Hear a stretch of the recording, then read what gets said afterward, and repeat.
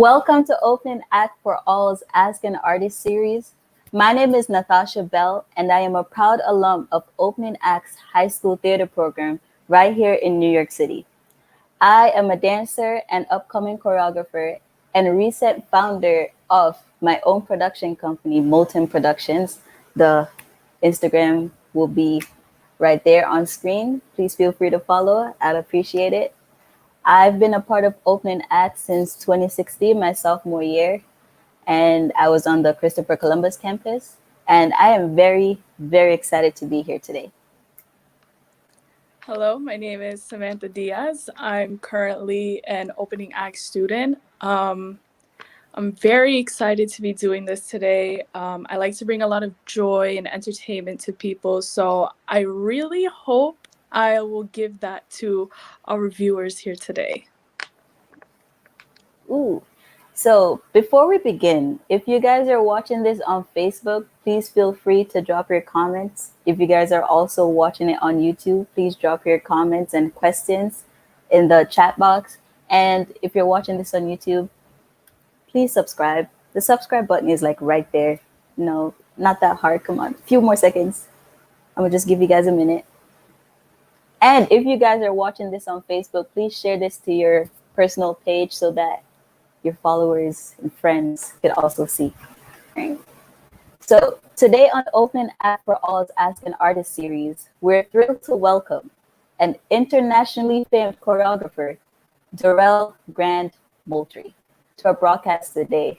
To all my live viewers here today, Darrell has created and performed all over, including for the American Ballet Theater, the Alvin Ailey School, and for Juilliard. He's also worked with, believe it or not, Beyonce. Okay, Beyonce. So please welcome Darrell Moultrie. Hey, how are you? I'm good. How are you? I'm good. I brought you some stripes today. Nice. I'm loving it. I'm loving it. How are you, ladies? It's exciting to see you, and I'm very, very honored to be here with you. And let's just have some fun. Hey, I can't wait. I'm excited. For those of you guys, again, I'm going to remind you, if you guys are watching on Facebook or YouTube, please drop your questions in the comment box, in the comment chat. And my good friend, Darrell, before we get into today, right? Please tell us in 20 seconds, one thing that's bringing you joy right now. Oh, my friends. Laughing with my friends on, we Zoom, sometimes we work out in the morning. But we're always cracking jokes, always kind of like snapping at each other or talking about the latest current trend. That stuff never changes. So my friends, the laughter with friends really, really has brought me joy during this time. Hey, I like that. Yeah. I like that. To get on to the best part now, Darrell, can you tell us when did you start dancing? Yeah, I started young, very young. I was born and raised here in Harlem. I'm in Harlem right now, in King Towers, Martin Luther King projects. So I was born and raised in the projects, and we danced at talent shows. We danced at block parties. We danced at house parties. So I started there, and then I was the kid who would just gather all the other kids in the building and make them learn dances. Hey. At a young age, I was like, okay, you do this, and you do that. Just bossing people around, trying to make the dances.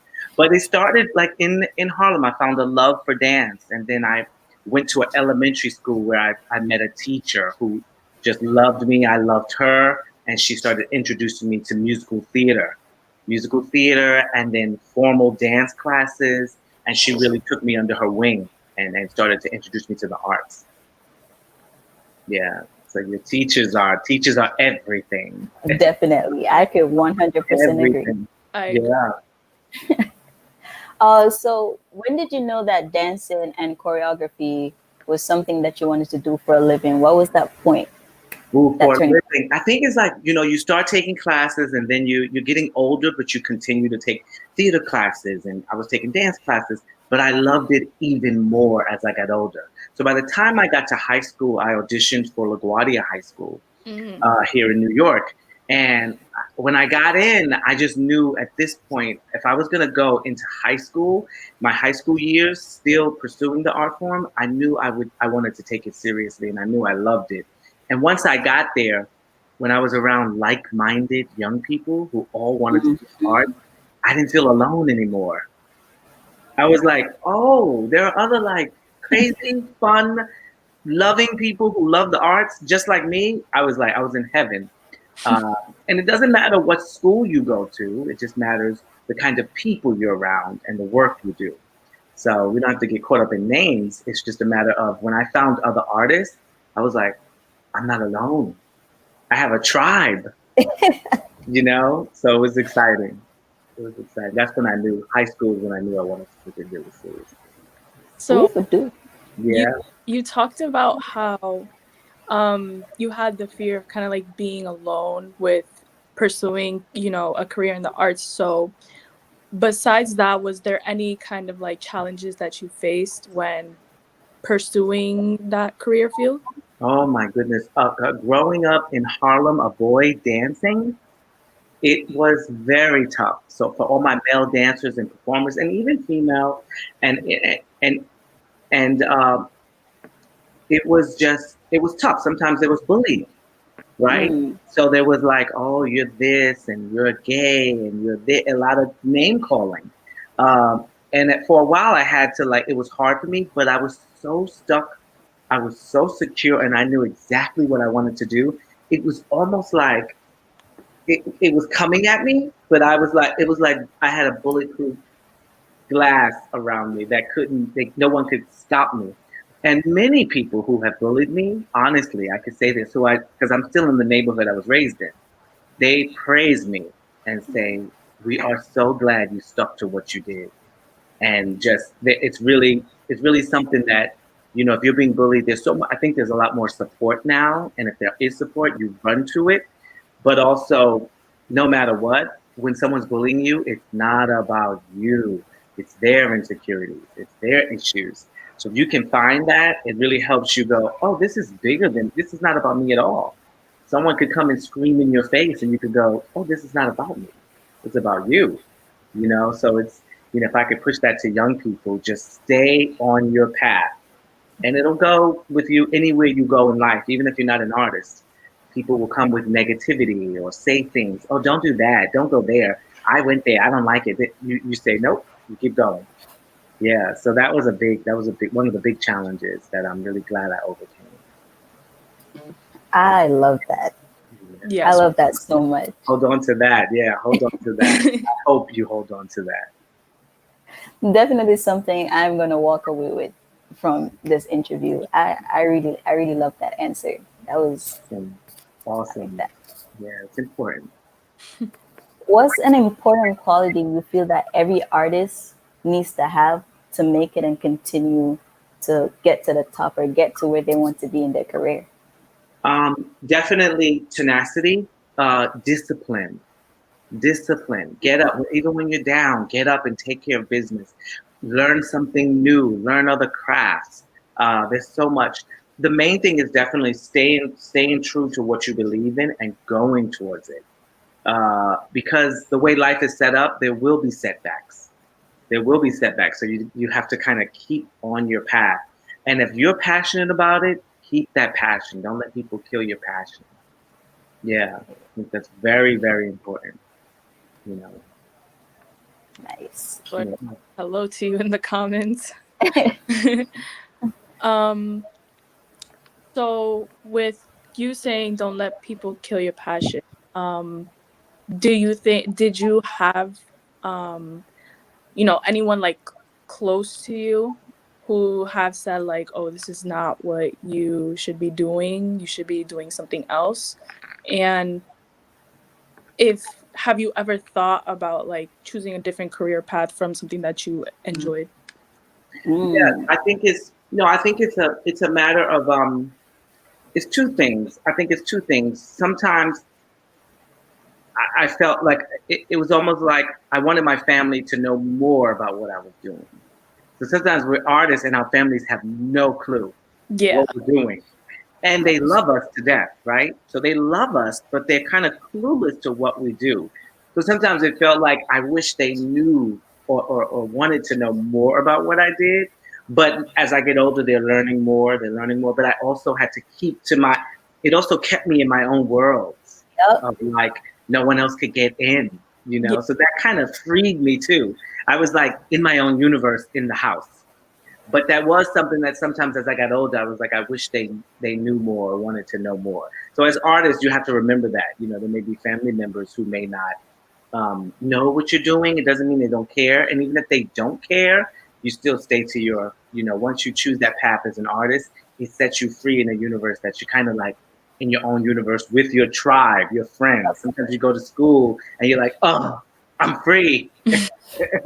You know what I mean? So there Yeah. was something special about that. And I think at one point, my mentor, the teacher, she stayed with me my entire life. Her name was Gwendolyn McLeod. She passed about 6 years ago now, but I did very well academically. So I got into really good universities for academics. And Nice. she was like, you have to go to the academics because you. And I was like, no, I want to go towards the arts. And she was Yep. like, what? She got really, really angry. And I told her, you're the one who put me in this. And she went, I actually did. And then as she got older, she constantly said, I am so glad you chose to do what you love to do. Yep.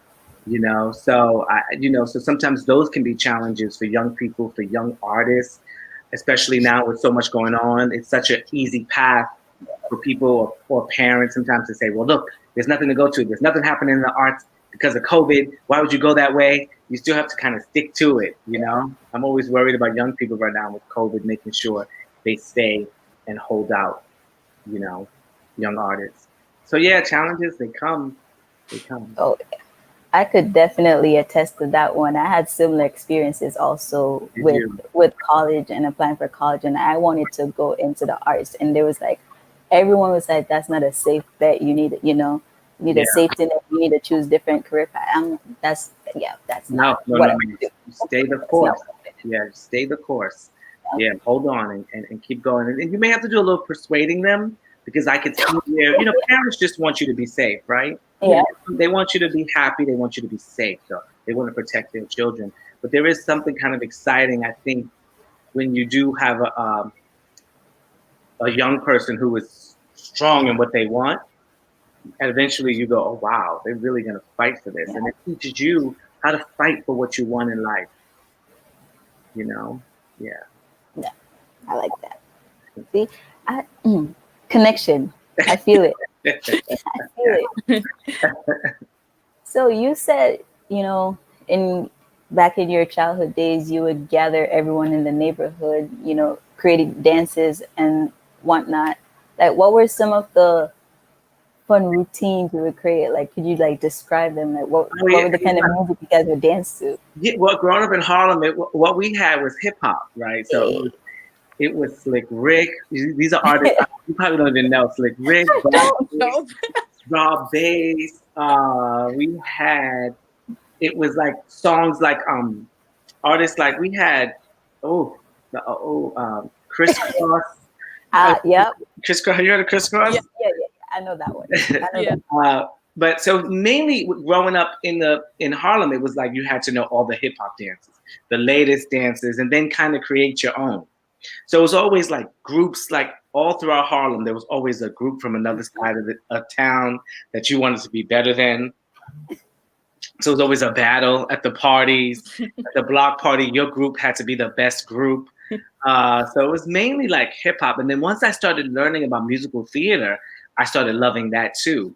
And at another school, Harbor Conservatory for the Performing Arts, where I went as a kid, I started also learning under a woman named Nina Clivert Lawson dance. And my theater mentor was a man named Mr. Burton Rouser, who really was so passionate about theater and musical theater dance and acting. And so, with these types of people in my life, it was like I was in heaven. Passionate teachers, they would just talk to me about everything. you know. So it was just interesting and very, very exciting. Nice. Yeah. So you were talking about like your childhood in Harlem was a lot about like, just dancing.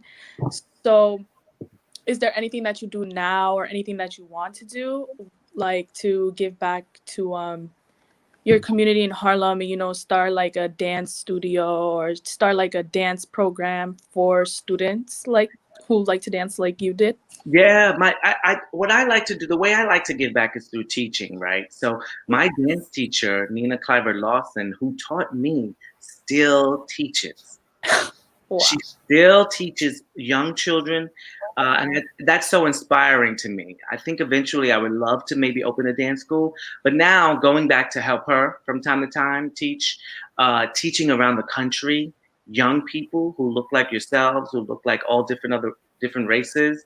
I do think it's important to connect everyone. You know, I think the world, we have to come together like that. So I like teaching around the country, meeting young people all over. I think eventually I would maybe settle down and have a school somewhere, but I also think it's important to get around and meet young people Yeah. and spread the word, spread the message, and inspire more and more to dance. So I've been blessed to be able to move around.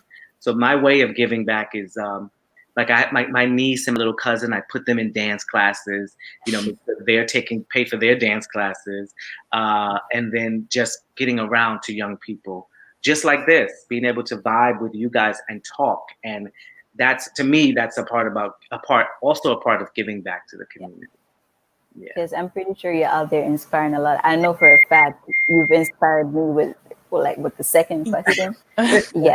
So you got me there. Yes, thank you. No problem. So you choreographed many dance pieces. Which one was your favorite? Or if you have like a top three.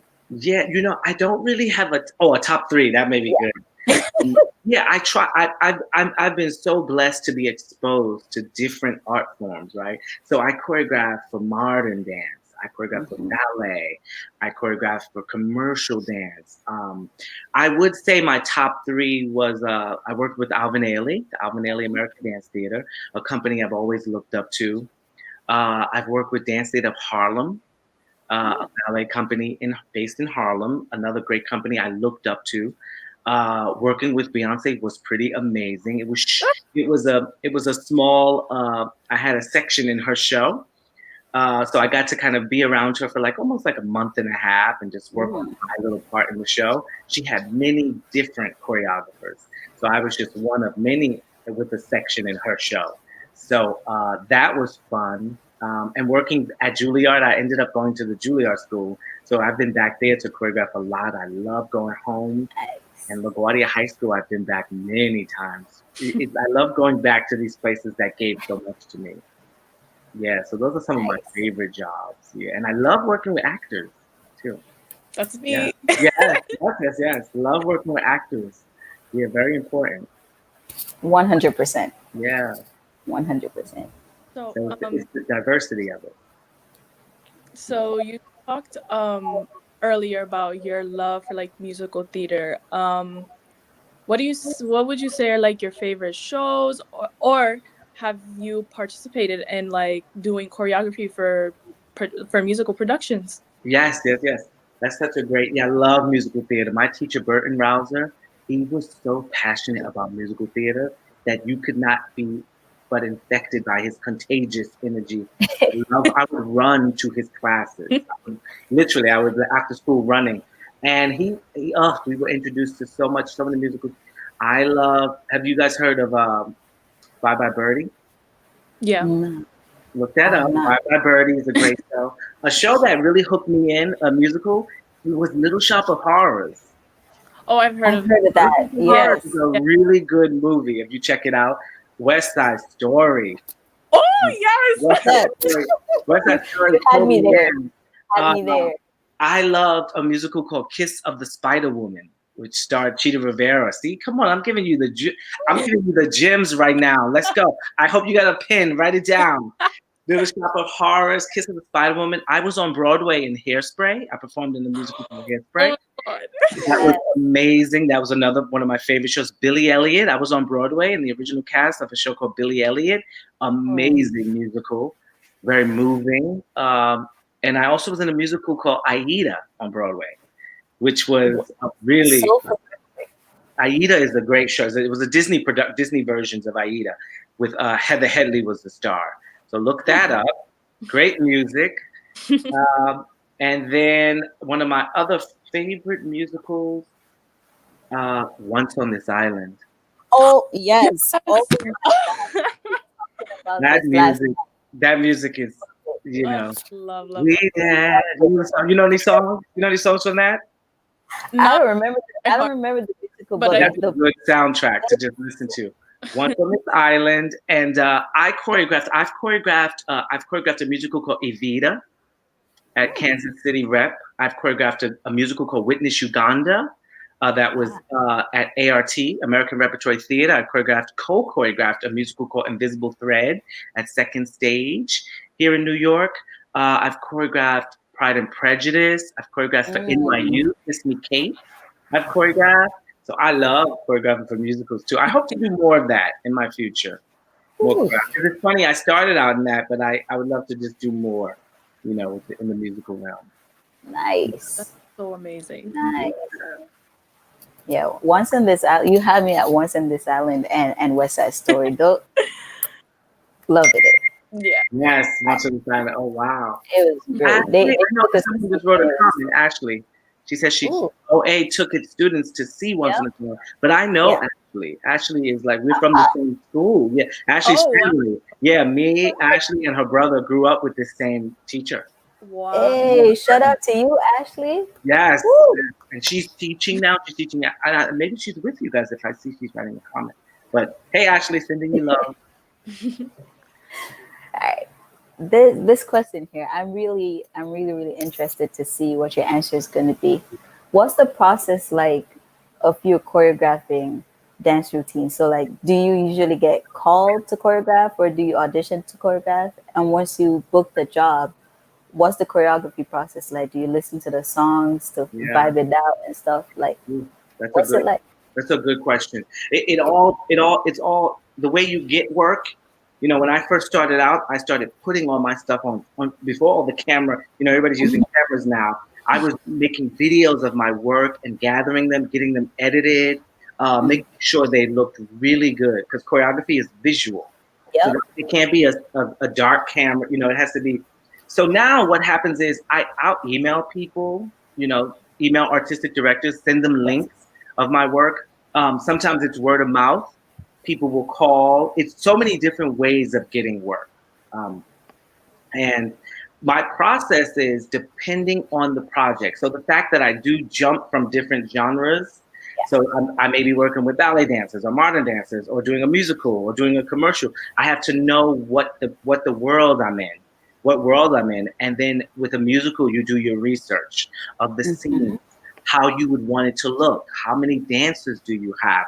You listen to the song, what would you want to say? Musical theater is about storytelling and making sure the movement is connected and grounded with the story. So the movement doesn't just move and go somewhere else. That the story, it has to keep the story moving and be integrated with the script. When you're working with dancers and modern dancers, usually I get the music first. I listen to the music and catch the vibe of the music, what I want to say. When I get with the dancers, it's usually me giving them choreography and seeing how it connects to their body, but learning to experiment. So if it goes wrong, you leave it alone and try it again or try something new. When I work with actors, I have to find the way they move and then choreograph to make them look their best. So with actors, you have to remain very flexible because you just can't come in and say, I Yeah. want you to do this, this, this, and this, and this, and go dance over here. And the actor's like, I can barely move my legs. So now you have to figure out to get them comfortable and how they move. And that may be Yeah. a task in itself. But then from there, you can find the vocabulary to help them look their best. Yeah. Nice. So with you explaining that entire process, would you say that being a dancer is easy? Is it hard? Does it have its highs and lows? Like, what do you feel? Oh yeah, being a dancer is highs and lows, but it's fun. That's the most important. It's exciting to be a dancer. You get to be a physical vessel for a creative person. Yes, there are highs and lows. There are times sometimes you're frustrated in rehearsal, you can't get the step. You have to fall into those lows, and know that that's a part of it. That's the exciting part. If it was too easy, don't run to it. Yeah. If it's so easy, so enjoy the highs and lows. But there are definitely highs and lows, but there are way more highs. And the lows are usually just hard work. So that's not really a low, but it's a hard profession, but it's definitely one that you fly from when you put in the work, you know, producing something that you love, there's nothing like it. Natasha, do you have any last questions? I do. This one's an easy one. Yeah. If you could be any flavor of ice cream, which one would you be? Chocolate. Period. I love chocolate. Yes, yes. Oh Lord, you shouldn't have said that because I shouldn't be eating it right now. But I think I'm gonna go get some. I mean, hey, And if there's a brand, Haagen-Dazs. oh, Yes. Oh, love I got some sitting up in my freezer right now. Yes. Dulce de- Yes, that's yes, my yes. flavor right there. Yes. Nice. Awesome. So, Darrell, do you have any final words of wisdom for any young people watching and anybody who wants to get into dance? Yeah, if you want to get into it, get into it. It's like Nike, just do it. If you're in it, enjoy it. Enjoy what you're doing. Be creative. Be really creative. You guys are the next generation of artists, right? So you can lay in your bed at night and dream up any creative thing you want. Once you do that, the universe wraps around you. Yeah, so we need your generation not to be so attached to worrying about what others think around you, about the choices you make. Yes. We need your generation to say, we are going to try everything, take risks, uh, and enjoy doing it. If it fails, enjoy that. Enjoy. What you got to do is give yourself the credit that you tried it. Stop worrying about what people are thinking of you. That's the big thing. You are the artists. We are the free ones. We are the ones who can help change people's lives. But just know you can lay in the bed and dream up anything you want and then start to work towards it, and do research. Don't just be stuck with these phones. I mean, we all love a good phone, right? We all swiping our Instagrams and checking, but there's so much more information on the computer that you have that you can go research about history, the history of art, the history of hip hop, the history of musical theater, the history of ballet. There's so much information. It's almost overwhelming that I want you guys to be able to tap into it. Yeah. And have fun doing it. Yeah. Well said. Well said. Thank you for joining us and talking to us today. It was a very fun experience, a very positive chat, like Oh, wow. just lifting spirits. Awesome. And I know you were saying this is the beginning stages of your hosting. Did you Yes. enjoy yourself? Yes. Oh my gosh. Yes. Experience. Now you can lay in that bed and dream up a TV show. Yes. Oh yeah. Hosting that you could host. You know what I mean? Yeah, this is just the beginning. It's just the beginning. Yes. Yeah. And you get the more you do it, you'll get even more comfortable and Yeah. So it'll be fun. But thank you, ladies. It's an honor to talk to you. It's an honor. Yeah. Same here. You to talk Same to us. I love Yes. you too. Yes. So let's stay in touch, and thanks again for everything. Thank And you I'll so talk to you much. soon. Yeah. It was great having you. Thank you. Thank you. How do I? Okay, so I leave studio. I press leave studio. Yeah. Look, Oh wait, also don't laugh while at we're me. What happened? I'm so sorry. Also while we're here, Yes. please don't forget to watch my opening act for all video, Learn Hip Hop Dance with Nathasha Bell. You guys could find it here in the opening act YouTube page, or you guys could also watch it on the opening act for all Instagram page on the IGTV. For the IGTV. Yes. And what's the and the IG page is opening act? Yeah, opening act for all or opening act New York. It's on both. Okay. Okay. Perfect. Perfect. All of us. Everybody follow. You heard him. Let's go, Yeah. guys. You heard Follow him. and You subscribe. heard him. All right. Much respect, ladies. Thank you. Thank Thank you you. so All much. right. See you soon. Till. Bye.